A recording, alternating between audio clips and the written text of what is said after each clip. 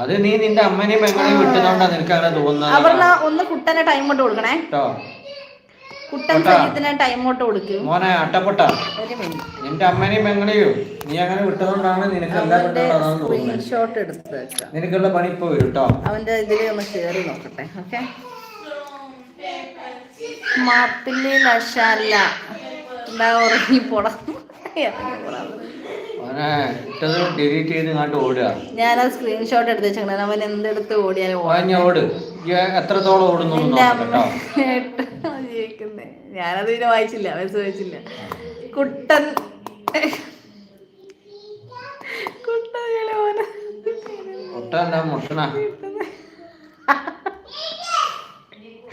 അവൻ തന്നെ മെസ്സേജ് ഇടാ. അവൻ തന്നെ മെസ്സേജ് ഇടാ.